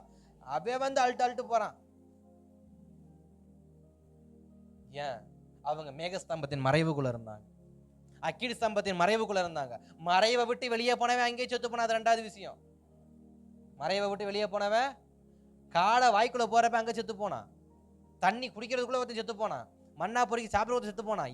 இவெல்லாம் யாரு? மறைவை விட்டு வெளியே போய் சுயமா சிந்திச்சவன், சுயமா பேசினவன். என் வாழ்க்கையில நான் சுயமானதை பேசாம, என் வாழ்க்கையில நான் மறைவானதை, கர்த்தருக்கு மறைவானதை நான் பேசுவதற்கு என் வாயை நான் ஆயத்தப்படுத்தும் பொழுது அவர் மறைவுக்குள் என்னை அவர் ஆசீர்வதிக்கிறவரா இருக்கிறார், என் வாழ்க்கை கட்டப்படுகிறதாய் மாறுகிறது. இப்ப அடுத்து யாரை கொடுத்தாரு? ரூத்துக்கு நல்ல கணவனை கொடுத்தாரு, நல்ல ஆஸ்தி உடையவனா அவளை மாத்தினாங்க. அவ வரப்ப எப்படிப்பட்டவளா வந்தா? எப்படிப்பட்டவளா வந்தா? ஆமா, அதேதான், ஒன்னும் கிடையாது, கட்டின புடவையோட வந்தா. அந்த கட்டின புடவை முழுசா இருந்துச்சா இல்ல எலி கடிச்சு வச்சிருந்தான்னு தெரியல, அப்படி வந்தாங்க. ஆனா இன்றைக்கு 10 ஏக்கராக்கு சொந்தக்காரு. 10 ஏக்கராக்கு எங்க இருந்து வந்துச்சு? இந்த அம்மா திருட்டா வந்துச்சு. கர்த்தருடைய மறைவுல இருந்தா ஏக்கர் என்ன எல்லாம் வரும். ஆனா இன்னைக்கு நாம அவருடைய மறைவை விட்டு தேடுறோம். எதுக்கு? ஏக்கருக்கு. அவர் மறைவுக்கு போன எல்லா ஏக்கரும் நம்மளை தேடி வரும். அல்லேலூயா. ஏன்னா பாதி பேருக்கு இது புரிய மாட்டேங்குது. நம்ம போறோம் தேடி தேடி, ஏக்கரை தேடி போறோம். தேவன் சொல்ற, நீ என்ன தேடி, ஏக்கரை நான் உனக்கு தரேன். அப்ப ரூத் எப்படிப்பட்ட ஆளு? திருமணமாயும் புள்ள இல்லாத ஆளு.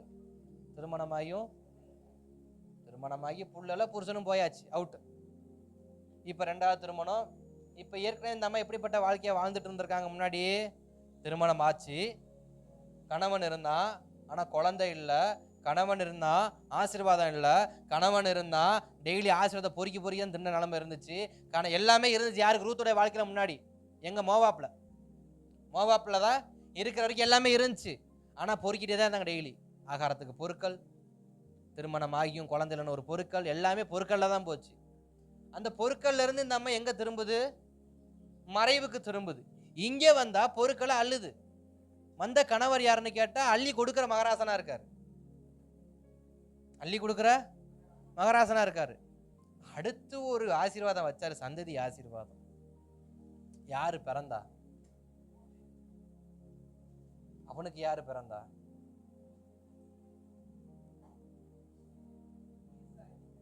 ஈசாய்க்கு யாரு பிறந்தா? தாவீதின் அடிமர துளிர் யாரு? எங்க இருந்து எங்க கொண்டு வந்திருக்காரு? எங்க இருந்து இந்த இடத்துக்கு வர்றதுக்கு ராகாப்புக்கு அந்த இடம் கிடைக்கல, சாராளுக்கு கிடைக்கல, ராகேலுக்கு கிடைக்கல. ஆனா யாருக்கு கிடைக்குது? ஏன்?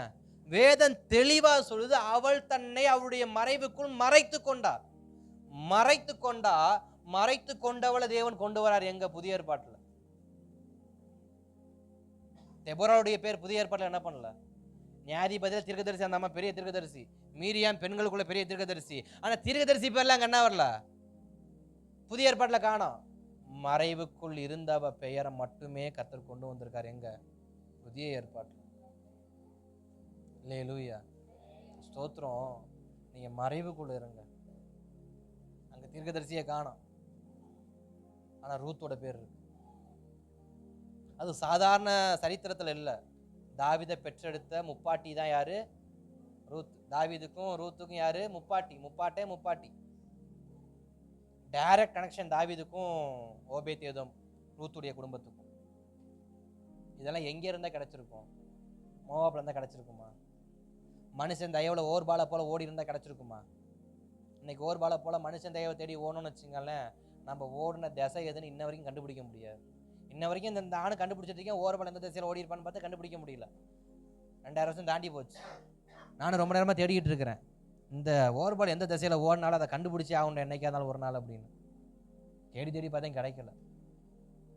சிலர் மனுஷனை தேடி போனா நம்முடைய வாழ்க்கை எப்படிப்பட்டதா மாறிடும்? தேடியும் காணாது இருப்பாய். ஆனா கர்த்தருடைய மறைவுல வந்தா அவர் நம்மளை கனப்படுத்தி, அவர் நம்மளை மகிமைப்படுத்தி, அவர் நம்மளை என்ன பண்ணுவாரு? உயர்த்தி வைக்கிற தேவனா இருக்காரு. இப்ப இஸ்ரவேல தேவன் கூப்பிடுற, இஸ்ரவேலன் கன்னிகையே நான் உன்னை மறுபடியும் கட்டுறேன். இஸ்ரவேலும் கன்னிகையே, ரூத் என்னும் கன்னிகையே உன் வாழ்க்கையை கட்டினது போல இஸ்ரவேல் என்னும் கன்னிகையே உன் வாழ்க்கையை நான் மறுபடியும் கட்டுறேன். மறுபடியும் உனக்கு மேல வாத்தியம் உண்டாகும். நீ பெருங்கூட்டத்தோட என்ன பண்ணுவ? புறப்படுவ. நீ குச்சி மாதிரி இருக்க மாட்ட, நீ தோட்டத்தை போல என்ன பண்ணுவ? இருப்ப. நீ குச்சியா மாறினது காரணம் நீதான். ஆனா இப்போ நீ தோட்டம் என்ன பண்ண போற? மாத்த போற. நீ ஆயத்தமாய்க்க. அல்லேலூயா, ஸ்தோத்திரம். அதற்கு ஒரே ஒரு காரியம், அவருடைய மறைவுக்குள்ள வந்துட்டா போதும். முந்தி மறைவை விட்டு வெளியே போனதுனா எல்லாம் போச்சு, எல்லாம் போச்சு. இப்ப மறைவுக்குள்ள வந்தா எல்லாம் திரும்ப கிடைக்கும், எல்லாமே திரும்ப கிடைக்கும். ஸ்தோத்திரம். 5வது வசனத்துல பார்க்கிறோம், மறுபடியும் சமாரியாவின் மலைகளிலே திராட்சை தோட்டங்களை நாட்டுவாய், நாட்டுகிறவர்கள் அவைகளை நாட்டி அதன் பலனை அனுபவிப்பார்கள். குச்சியா இருந்தவன் எப்படி மாறுறான்? தோட்டமா மாறுறான். ஒரு குலை, திராட்சை குலையை உற்பத்தி செய்யக்கூடிய அளவுக்கு குச்சிக்கு ஆசீர்வாதம் உண்டாகுது, ஸ்ட்ரென்த் உண்டாகுது. 70 வருஷம் கழிச்சும் ஒரு குச்சி சாகாம இருக்குன்னா அது கிருபையா, கிருபை இல்லையா? இன்றைக்கு நாம் ஒருவேளை கர்த்தரை விட்டு நம்ம பின்வாங்கி இருந்தோம்னா, இன்று வரைக்கும் நம் ஜீவனை எடுக்காம கர்த்தர் வச்சிருக்காரு. அந்த கிருபைக்கு நன்றி சொல்லி மீண்டும் மறைவுக்குள்ள போயிட்டா மீண்டும் நம்மை தோட்டமாக உருவாக்க அவர் எப்படிப்பட்டவரா இருக்கிறாரு?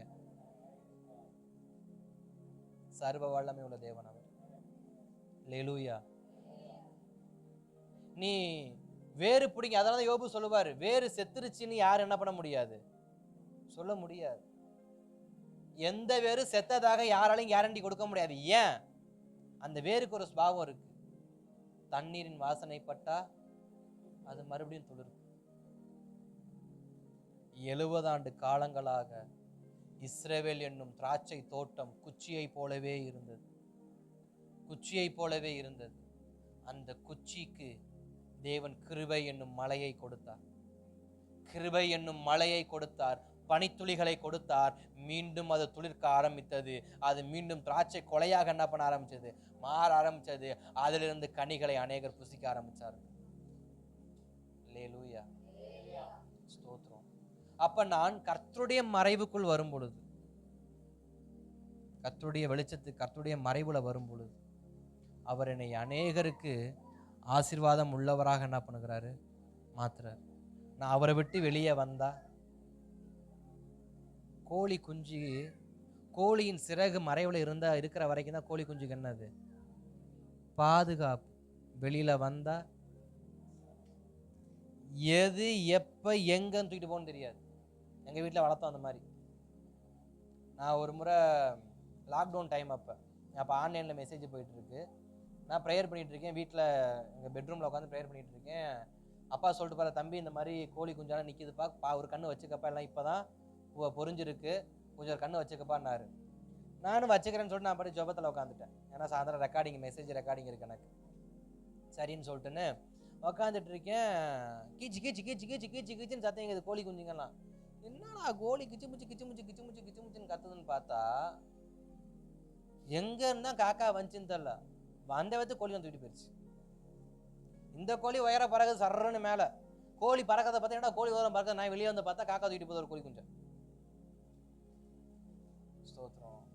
அதனால மறைவுல இருக்கிற வரைக்கும் தான் பாதுகாப்பு. மறைவை விட்டு வெளியே வந்தோம், நாய் தூக்கும், கழுகு தூக்கும், கீரி தூக்கும், எலி தூக்கும், பாம்பு தூக்கும், எல்லாமே தூக்கும். எப்ப மறைவை விட்டு வெளியே வரும்போது. மறைவுக்குள்ளே இருந்துட்டா, மறைவுக்குள்ளே பேசாம இருந்துட்டா, என் வாழ்க்கை சோத்திரம் ஏன் இடிக்கப்பட போகுது? இன்னைக்கு ஏன் என் வாழ்க்கை இன்னைக்கு இவ்வளவு கஷ்டமுள்ள வாழ்க்கைக்குள்ள நான் இருக்கிறேன்? அடிக்கடி அப்படி தலையை விட்டு எட்டி பார்க்கறது, எட்டி பார்க்குறப்பே கழுகு தூக்கிட்டு போயிடுது. இந்த கோழி கோழி குஞ்சு கோழி சொல்லும், பெரிய கோழியே தலையை வெளியே விடாதரா, இருமா என்னமோ வருது நான் பார்த்துட்டு வேகத்துக்கு காக்கா என்ன பண்ணிடும், பட்டக்குன்னு பிடிச்சி சட்டக்குன்னு ஓடிடும்.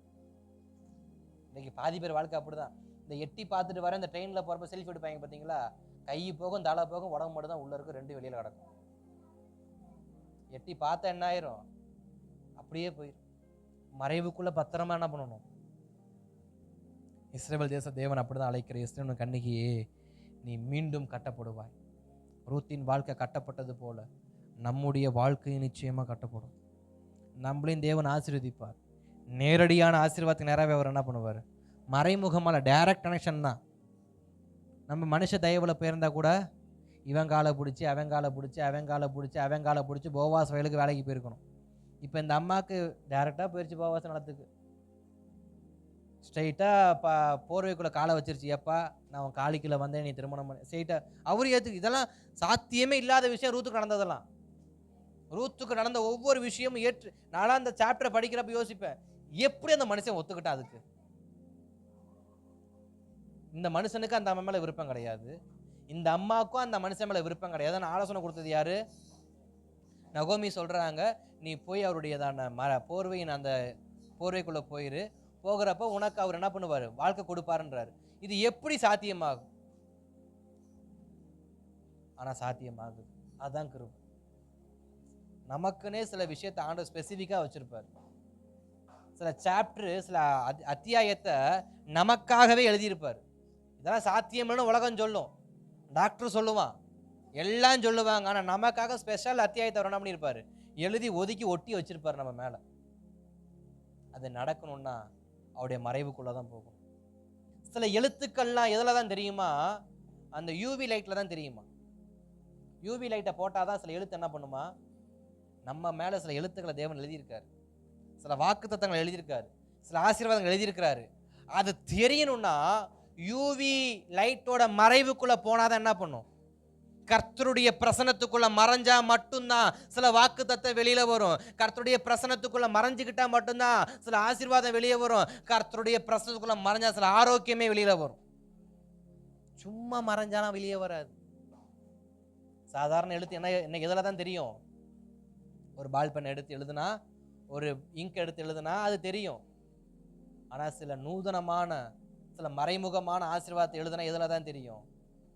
சில லைட்ல தான் தெரியும். சில எழுத்தெல்லாம் சில சொல்யூஷனை ஊத்துனா என்ன பண்ணும்? சரி, இன்னைக்கு இருக்கிற சயின்ஸ் பிரகாரம் நிறைய கண்டுபிடிச்சு வச்சிருக்கிறாங்க. அது எனக்கு தெரிஞ்ச 1-2 நான் சொல்றேன், உங்களுக்கு தெரிஞ்சது நீங்க கற்பனையில வச்சுக்காங்க. அல்லேலூயா. அப்ப இத்தனை ரகசியங்கள் எழுத வேண்டிய காரியத்தில் எத்தனை ரகசியம் இருக்கு? ஒரு சாதாரண பேப்பரையும் ஒரு பேனாவையும் எடுத்து எழுதுற ரகசியத்தை மறைக்கிறதற்கு 1000 வழி இருக்கு, மறைக்கிறதை வெளிக்கொண்டு வர்றதற்கு 1000 வழி இருக்கு. அப்ப தேவன் என் மேல மறைவாய் எழுதி வைத்த வாக்கு தத்தங்களை வெளியே கொண்டு வருவதற்கு ஒரே ஒரு இடம் தான், அது கர்த்தருடைய மறைவு தான். அதனாலதான் வேதம் அழகா சொல்லுகிறது, எலும்பு சீயோனே உன் வல்லமையை தரித்து, உன் வெளிச்சம் மங்காதபடி காத்துக்கோ. உன் வெளிச்சம் மங்காதபடி, எழும்பின சீயோனே உன் வெளிச்சம் மங்காதபடி நீ காத்துக்கொண்டாய் என்றால் உன்மேல் நான் எழுதின மறைவான ஆசீர்வாதங்கள் அனைத்தும் நிறைவேறும். அல்லேலூயா, ஸ்தோத்திரம். அப்ப நான் மறுபடியும் கட்டப்படுவதற்கு அவருடைய மறைவுக்குள்ள என்ன பண்ணணும்? நான் வரணும். வந்தால் இதுவரை கண்களுக்கு தெரியப்படாத ரகசியங்கள், இதுவரை கண்களுக்கு புலப்படாத வாக்கு தத்தங்கள், இதுவரை கண்களுக்கு முன்பாக இருந்ததான அள்ளி கொண்டு போகிற ஆசீர்வாதங்கள், இதுவரை தெரியாத ரகசியங்கள் இனி தெரிய வரும். எப்போ? மறைவுக்குள்ள போறப்ப.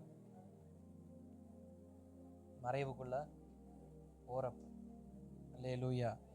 அதோட மாத்திரமல்ல, அங்க வேதம் அழகா சொல்லுகிறது, 6வது எழுந்திரு சீயோனில் எழுந்திருங்கள், சீயோனிலிருந்து நம்முடைய தேவனாய கர்த்தரிடத்திற்கு போவோம் வாருங்கள் என்று எப்ராயிமின் மலைகளில் உள்ள ஜாமக்காரர்கள் கூறும் காலம் வரும். இப்போ எப்ராயிமையும் கூப்பிடுறாரு. எருசலேம் நீ மட்டும் இல்ல இஸ்ரவேலரே, எப்ராயிம் அங்க ஒரு 10 கோத்திர அசிரியாட்ட இருக்கிறாங்கல்ல, அவங்களையும் சொல்றாரு. அவனும் புறப்பட்டு வருவான். அசிரியா கிட்ட இருக்கிறவனும் புறப்பட்டு வரணும், பாபிலோனுக்குள்ள இருக்கிறவனும் புறப்பட்டு வரணும். எங்க வரணும்? கர்த்தருடைய வாக்கு தத்தத்துக்கு, கர்த்தருடைய மறைவுக்கு. எருசலேம் எவனும் பிடிக்க முடியாத கர்த்தருடைய கோட்டை. அது சீயோன் கோட்டை, தாவீதின் கோட்டை. தாவீதின் கோட்டை யாரால என்ன பண்ண முடியாது? தாவீதுக்கு பக்கபலமா இருந்த, அதாவது கர்த்தர் தாவீதுக்கு பக்கபலமா இருந்தப்பயே தாவீதின் கோட்டை எவனையும் நெருங்க முடியல. இப்ப கர்த்தரே நிக்கிற அந்த கோட்டை யார் நெருங்குவா? அந்த அரண்மனைக்குள்ள பிரவேசிச்சுட்டா, அந்த மறைவுக்குள்ள பிரவேசிச்சுட்டா, மீதெல்லாம் கர்த்தர் பார்த்துக்குவார். அந்த கோட்டை யாருடையது? கர்த்தருடைய. தாவீதின் நகரம். தாவீதின் நகரம்னு தெரிஞ்சா எவனும் யுத்தம் பண்ண வர மாட்டான். தாவீதின் நகரம் தெரிஞ்சா, ஏன் தாவீதோட கர்த்தர் இருக்காரு, அவன் போராட்டத்துல யுத்தத்துல இவன் தான் ஜெயிப்பான் தாவீது. இப்ப தாவீதோட கர்த்தர் இருக்கிறப்ப தாவீது ஜெயிச்சான். இப்ப தாவீதுல யாரு இருக்கா? கர்த்தரே இருக்காரு. யாரு மேற்கொள்ளுவா? அந்த சீயோன் நகரத்துக்கு என்ன பண்ணுவோம்? சீயோனுக்கு திரும்புவோம். சீயோனுக்கு திரும்பும் பொழுது என்னை அவர் மறுபடியும் கட்டுகிறவராக இருக்கிறார். அவருடைய மறைவு. அதனாலதான் ஸ்தோத்திரம், மோசையை பார்த்து சொன்னாரு, நீ அந்த பிளவுல போய் மறைஞ்சுக்க, அந்த வெடிப்புல போய் மறைஞ்சுக்க. நான் மறைந்து கொண்டால் நான் காப்பாற்றப்படுவேன். நான் மறைந்து கொண்டால் நான் ஆசீர்வதிக்கப்படுவேன். நான் மறைந்து கொண்டால் மீண்டும் கட்டப்படுவேன். நான் மறைந்து கொண்டால் மீண்டும் எக்கால சத்தம், கீத வாத்தியங்கள், ஆடல் பாடல்கள் என் வாழ்க்கையில் என்ன ஆகும்? மீண்டும் உண்டாகும். அல்லேலூயா. அதே தான் சொல்லி 9வது வசனத்துல, அழுகையோடும் விண்ணப்பங்களோடும் வாருங்கள், அவர்களை வழி நடத்துவேன், அவர்களை தண்ணீருள்ள நதிகள் அண்டைக்கு இடராத செம்மையான வழியிலேயே நடக்க பண்ணுவேன். இஸ்ரவேலுக்கு நான் பிதாவா இருப்பேன், எப்ராயிமின் சேஷ்ட புத்திரனா இருப்பான். அடுத்த வார்த்தையை சொல்றார், நீ என் மறைவுக்குள்ளவா, நீ என் சேஷ்ட புத்திரனா இருப்பான். சேஷ்ட புத்திரன் நமக்கு நல்லா தெரியும், 2 பங்கு அவனுக்கு எக்ஸ்ட்ரா கிடைக்கும். சாதாரண பிளெஸ்ஸிங்க்கும் சேஷ்ட புத்திரனுடைய ஆசீர்வாதத்துக்கும் தனி ரகசியம் இருக்கு. சாதாரணமா ஆசீர்வதிக்கப்படுறவனுக்கு 1 பங்கு, சேஷ்ட புத்திரனுக்கு 2 பங்கு, அப்பாவோட பங்கும் அவனுடைய பங்கும். இப்ப கர்த்தர் சொல்றாரு, என் பங்கு உனக்குரியதா மாறும்பா. யாருக்கு சொல்றாரு? எப்ராயிமை விரட்டி அடிச்சவர் சொல்றாரு, எப்ராயிமே நீ திரும்புவாயானால், என் மறைவுக்கு திரும்புவாயானால், நீ எனக்கு சேஷ்ட புத்திரனா எனக்கு சேஷ்ட புத்திரனா இருப்ப, என்னுடைய பங்கு உன்னுடையதா மாறும். என்னுடைய பங்கு உன்னுடையதா மாறும். ஸ்தோத்திரம். எப்ராயிமை தேவன் மறுபடியும் என்ன பண்றாரு? அசிரியாவின் காலத்துல இருந்து கொண்டு வருவேன், பாபிலோன்ல சிறைப்பட்டு இருக்கிறதான இஸ்ரவேலரை நான் உன்னை மறுபடியும் கொண்டு வருவேன், உங்கள் இருவரையும் மீண்டும் என்ன பண்ணுவேன்? ஒரே இடத்துல நாட்டுவேன். இந்த வார்த்தை ஸ்தோத்திரம் ரொம்ப அருமையா இருக்கு. ஒரே குடும்பம் 2ஆய் பிரிந்திருக்கும் என்றால் அதை மீண்டும் ஒன்றாயாக்க கர்த்தர் எப்படிப்பட்டவரா இருக்கிறாரு? உண்மை உள்ளவரா இருக்க. ஒரே இடத்துல வாசம் பண்ண இஸ்ரவேல் குடும்பம் 2ஆய் பிரிந்து, அசிரியால ஒருத்தன் இருக்கிறான், பாபிலோன்ல ஒருத்தன் இருக்கான். கர்த்தருடைய வார்த்தை வருது, அசிரியால இருக்கிறவனையும் சரி, பாபிலோன்ல இருக்கிறவனையும் சரி, நான் மீண்டும் எருசலேமுக்கு கொண்டு வந்து அவனை நாட்டுவேன். அவன் திராட்சை கொலை என்ன பண்ணுவான்? உற்பத்தி செய்வான். 2 பக்கமாய் திசை திரும்பி இருக்கிற குடும்பமா இருந்தா நிச்சயமா கர்த்தருடைய வார்த்தை உங்களுக்கு தான். உங்களை மீண்டும் கர்த்தர் ஒன்றாக்கி ஒரு இடத்துக்கு கொண்டு வந்து கட்டி உங்களை ஸ்தோத்திரம் எப்படிப்பட்ட தேசமா மாத்துவாரு? பாலும் தேனும் ஓடுகிற அதே ஆதையினில் ஏதி மனம் பாடுகிற பாட்டு என்ன பண்ணுவாரு? பாட வைப்பார். அல்லேலூயா. ஏதாவது புரிஞ்சிச்சு? என்ன புரிஞ்சிச்சு? ஆதினில் ஏதி மனம் எங்க பாடுவாங்க? கல்யாணத்தப்ப பாடுவாங்க. அல்லேலூயா. ஸ்தோத்திரம்.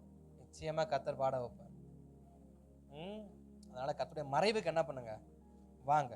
அதே ஸ்தோத்திரம். 10வது வசனம் சொல்லுகிறது, ஒரு மேய்ப்பன் தன் மந்தையை காக்கும் வண்ணமாக அதை காப்பாற்று என்று சொல்லு. கர்த்தர் யாக்கோபை மீட்டு அவனிலுள்ள பலத்தவனுடைய கைக்கு அவனை நீங்களாக்கி விடுவிக்கிறார். அவர்கள் வந்து சீயோனின் உச்சியிலே கம்பீரித்து, கர்த்தர் ஆளும் கோதுமை, திராட்சை, எண்ணெய், ஆட்டுக்குட்டிகள், கன்றுக்குட்டிகள் என்பவராகிய இந்த நன்மைகளுக்காக ஓடி வருவார்கள். அவருடைய ஆத்துமா நீர்ப்பாய்ச்சலான தோட்டத்தை போலவும் அவர்கள் இனிதாய் தொய்ந்து போவதில்லை. எல்லாத்தையும் அள்ளி கொடுக்கிறார். அவர் மறைவுக்கு வந்துட்டா எல்லாமே டபுள் ட்ரிபிள் மடங்கு தான். பேருக்காக மாத்திரம் இல்லை, அள்ளி அள்ளி என்ன பண்ணுவார், கொடுப்பார். அதே 13, நான் அவர்கள் துக்கத்தை சந்தோஷமாக மாற்றி அவர்களை தேற்றி அவர்கள் சஞ்சலம் நீங்க அவர்களை. இது யாராலங்க முடியும்? அழுகிற ஒருத்தன் அழுகையை மறந்து சிரிக்கணும்னா அது ரொம்ப கஷ்டம். சாதாரணமா போன பார்த்து கெக்க பக்கன்னு சிரிக்கிறது வேற, டிவியை போட்டு அந்த விஜய் டிவியில் அந்த கலக்க போவது யார் அந்த இதெல்லாம் போட்டு உட்காந்து கக்க பக்கன்னு சிரிக்கிறது வேற. அழுதுகிட்டே இருக்கிறவன் சிரிக்கணும்னா அதுக்கு பல கஷ்டப்படணும். ஆனா தேவன் சொல்றாரு, உன் சஞ்சலம் நீங்க உன்னைய சந்தோஷப்படுத்துற. எத்தனை வருட சஞ்சலம்? 70 வருட சஞ்சலம். உன் சஞ்சலம் எத்தனை வருடமா இருக்கு என்பது முக்கியம் அல்ல, என் மறைவு சஞ்சலம் நீங்க சந்தோஷப்படுத்து. எத்தனை வருட சஞ்சலமாக இருந்தாலும் சரி, என் மறைவுக்கு வருவாயானால் அத்தனையும் நீக்கி நான் உனக்கு இளைப்பாறுதலை என்ன பண்ணுவேன், கொடுப்பேன். அதை தான் இந்த 31:2 சொன்னாரு, 2வது வசனத்தில் சொன்னாரு, ஸ்தோத்திரம், இளைப்பாறுதலுக்கு கட்டளையிட போகிறேன் என்று கர்த்தர் இஸ்ரவேலுக்கு இளைப்பாறுதலை கட்டளையிட போகிறேன் என்று கர்த்தர் சொல்லுகிறாராம். இஸ்ரவேலே உனக்கு என்ன பண்ண போறேன், இளைப்பாறுதலை கட்டளையிட போகிறேன். சந்தோஷம் நீங்க, அதாவது துக்கம் நீங்க சந்தோஷமாக மாற்றி அவர்களை மீண்டும் என்ன பண்ணுவேன், சஞ்சலம் நீங்க சந்தோஷப்படுத்துவேன். ஸ்தோத்திரம். மறைவுக்குள்ள வரப்ப பல வருட துக்கம் மாறும்.